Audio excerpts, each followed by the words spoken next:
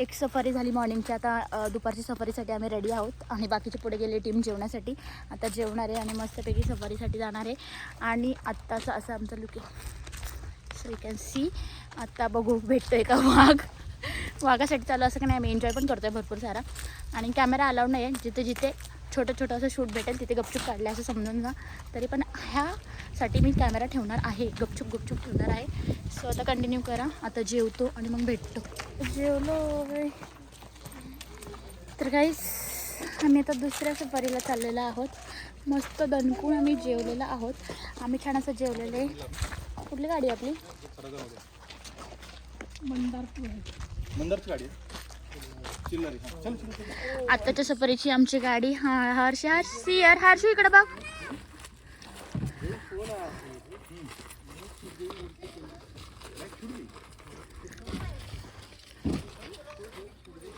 चला पटपट. दक्ष इकडनं इकडनं. चुप क्या रातनी आणि आपलं हे रिवा आणि हे हमारे बॉम्बे साइड की गाड़ी है। M0 पर थाना पासिंग कैसा कहीं रोहित तुम अभी लकी होना चाहिए तुम। दो दिन हमको नहीं, अभी 2 दिन नहीं, 2 सफर बॉम्बे कृष्णा का क्या बाउंड्री हो तो टाइगर वो कृष्णा का येस ना मिनिट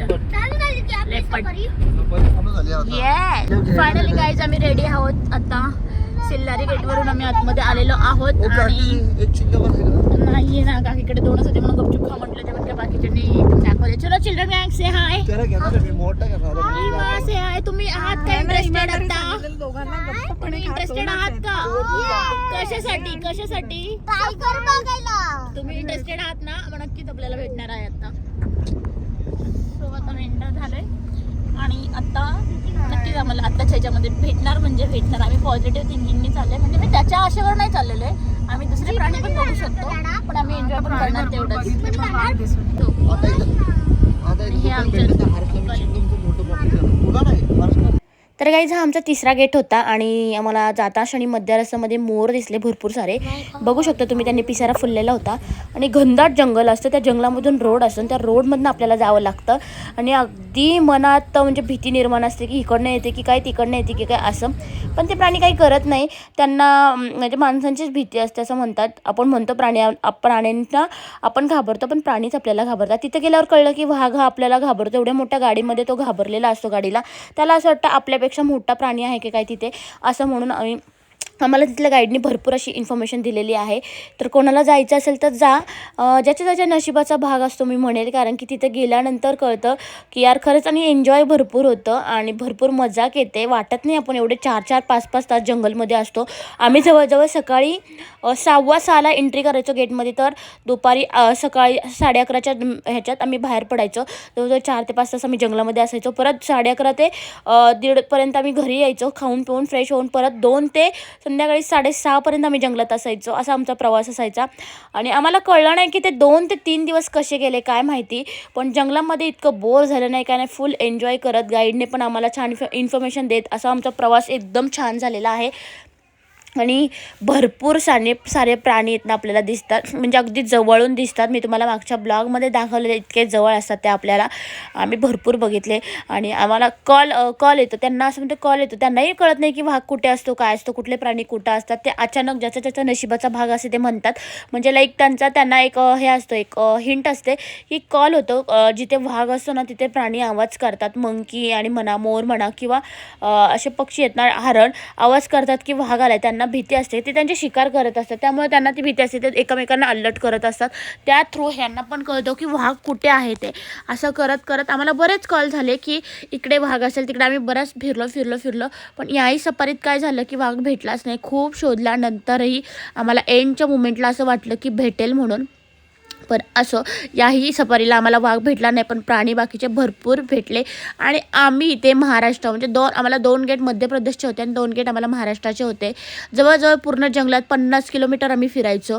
कसा वेळ जायचा काहीच कळायचं नाही. आणि तिथे काही म्हणजे प्लॅस्टिकचे बॉटल वगैरे अलाउड नसतात. त्यांच्या पाण्याच्या बॉटल्स वगैरे अलाउड असतात. प्लस खाणं आम्ही मुलांसाठी घेऊन गेलो होतं. फक्त प्लॅस्टिक तिथे टाकायचं नव्हतं. प्लॅस्टिक आपण घेऊन यायचं होतं असं अलाउड केलं होतं.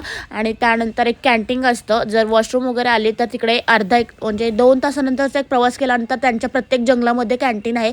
त्या कॅन्टीनमध्ये पण चहा, कॉफी, मॅगी असे छोटे छोटे पदार्थ भेटतात आणि वॉशरूमला जायला भेटतात. त्यानंतर परत 2 तासाचा जंगली प्रवास असतो. असं काहीसं भरपूर एन्जॉय आम्ही केलेलं आहे. फोटो सेशन, कॅमेरा वगैरे काही बिलकुल अलाउड नाही. तरी रिक्वेस्ट करून आम्ही छोटासा कॅमेरा घेऊन गेलो होतो. आणि आपल्याला जर फोटो वगैरे काढायचे असेल तर कॅमेरा अलाउड आहे, पण फोन अलाउड नाही. इथे आम्हाला भेटली होती भेटला होता रानबैल. 1200 किलो वजन. तरी यामध्ये किती असतील या जंगलामध्ये? गवतच खातात ना?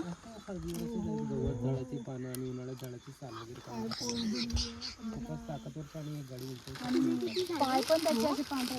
गाडी काय? गाडी पलटी मारू शकतो. गाडी उलटू शकतो. काय म्हणतात त्याला? रानगवा. आपल्याकडे दिसलं सांग भेटलास कधी तर आम्ही येऊन गेलो. त्याचे पाय असे पांढरे सगळे चारही पाय पांढरे. हो सगळे चारही पाय. अच्छा चारही पाय पांढरे. बघते पण बघा तुम्ही क्लिक मारताना. तुला बैल बघायचं? बैल नाही ते. बैल नाही बापी तो. मुळले 20 वर्षापर्यंत म्हणे. 20-22 वर्ष. रानगाव आहे, रानगाव. पूर्ण जंगलामधून असे भरपूर असे रोड आहेत की प्रत्येक रोडने जाईन तसंच होतं. प्राणी आम्हाला दिसत होते, म्हणजे भरपूर असे जागोजागी होते की इकडे दिसतात. काही रोडवर आले होते, काही बाहेर होते. असे भरपूर प्राणी आम्हाला दिसले तिथे आणि भारी वाटलं. आणि तुम्हाला सांगू का, प्रत्येकजण म्हणतात की या बागेत आहे, त्या बागेत आहे, पण त्या बागेतले बघण्यापेक्षा हे जवळून आणि रानटी जंगली हे प्राणी बघण्यात फार मज्जा येते आणि अगदी जवळून. आणि ते लोक पण आपल्याला असं वाटतं की यार काय करेल, पण असं जेव्हा प्रत्यक्षात आपल्या जवळ येतं ना, आपण म्हणजे खूप उत्सुक असतो बघण्यासाठी आणि वेगळंच वाटते ती फिलिंग. आणि बघायला फार भारी वाटतं की आपल्या जवळ आहे, हे खरं आहे आणि ते जंगली आहे, ते आपल्या जवळ आहे. बघण्याचा आणि विचार करण्याचा दृष्टिकोन पूर्ण वेगळा होऊन जातो. मलाही जाताना आधी असंच वाटलं होतं की काय यार हे इकडं असं आपण का तिकडं चाललो आहे, पण खरंच आमचे 3 ते 4 दिवस कसे गेले हे आम्हाला कळलंच नाही. फार भारी वाटलं. प्रत्यक्षात आम्ही प्राणी सगळे बघितले आणि खूप भारी वाटलं. आणि त्यांचे हावभाव, त्यांची मुवमेंट्स वगैरे त्या सगळ्या गोष्टी जवळून बघण्याला खूप आनंद वाटला. आणि मुलांना खूप भारी वाटलं त्या गोष्टी बघण्यामध्ये. अजिबात मुलं आमची बोर झाली नाही. त्यांना जर फुल उत्सुकता होती की यार कुठे काय दिसतंय. पूर्ण जंगल धोंड मारत होते ते लोक.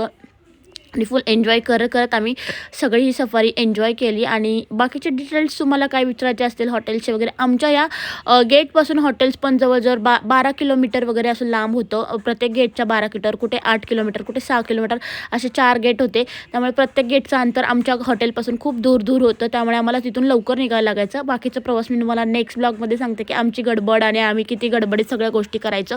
त्यामुळे आम्हाला असा फोटो काढायला किंवा रिलॅक्स एन्जॉय करायला वेळ भेटला नाही. शेवटच्या दिवशी आम्ही भरपूर एन्जॉय केला, भरपूर हसलो, भरपूर गप्पा, भरपूर कॉमेडी हे सगळं झालं. आणि खूप मज्जा मस्ती करत आमचा हा पण ब्लॉग इथेच एंड करते मी. आणि छान अशी ही पण सफारी छान आमची मस्त पार पडली.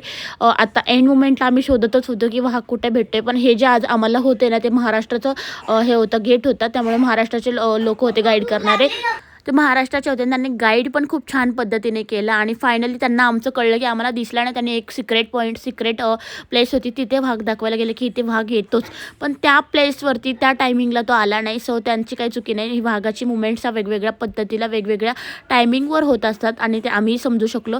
पण आम्ही एन्जॉय भरपूर केलं. एनिवेज यावेळेस या सफारीमध्ये नाही भेटला. पुढच्या सफारीसाठी आम्ही फुल उत्सुक होतो की आता तरी भेटेल, म्हणून आम्ही आत्ताचं एंड मोमेंट करत. इथेच मी माझा ब्लॉग एंड करते. भेटूयात आपण नेक्स्ट ब्लॉगमध्ये. आणि नक्कीच माझा चॅनल आवडत असेल तर लाईक, शेअर, सबस्क्राईब करा. आम्ही मस्त मज्जा मस्ती करत इथेच ब्लॉग एंड करते. खूप मज्जा मस्ती केली, जॉक्स, कॉमेडी आणि अशी ट्रिप मी खूप पहिल्यांदा एन्जॉय केली. आणि नेहमी मी फॅमिलीसोबतच जाते. आज आम्ही फॅमिली फ्रेंड्ससोबत गेलो होतो. इतकं भारी वाटलं की काय बघूच नका. Bye, keep watching for next blog. Bye.